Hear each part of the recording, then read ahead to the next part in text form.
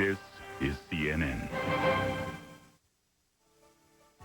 Did the mafia target the Italian masters? Police search for suspects and motives after a bomb ripped through one of Italy's most popular museums. Their home is no longer safe, their future uncertain. A wrenching farewell in Sarajevo as hundreds more families are torn apart by war. 20 years ago, there was no doubt in our mind that it was totally a political trip.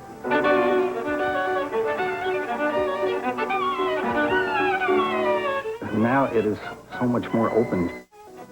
Music as a symbol of the changing times. An American orchestra returns to China and discovers another cultural revolution.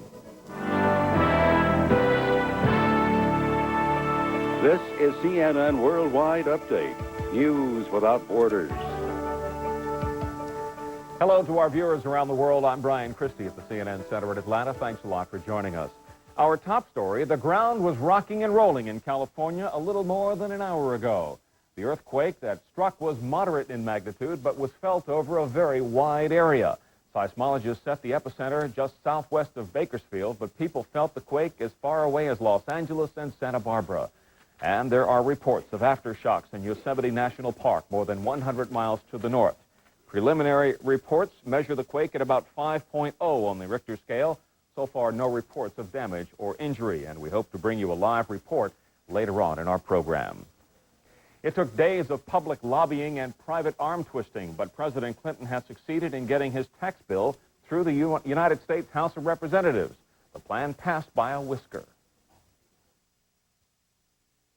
The yeas are 219, the nays are 213, and the bill is passed, and without objection, the motion to reconsider is laid on the table. The next stop is the Senate, where a tough fight is expected over the plan's proposed energy tax. The plan calls for $250 billion in new taxes, and it includes $90 billion in spending cuts.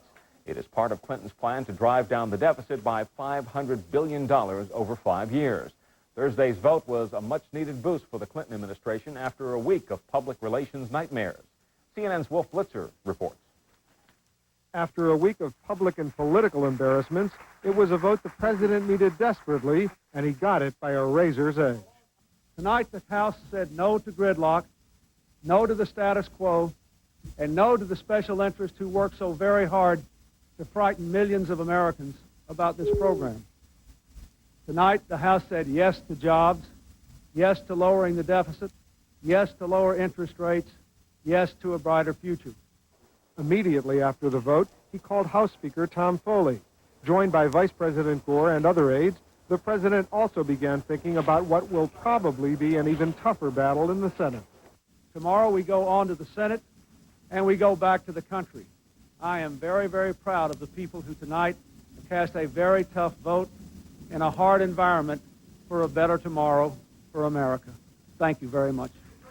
Mr. President, He had spent most of the day on the phone appealing to nervous Democrats to support his plan. Not one Republican voted for it.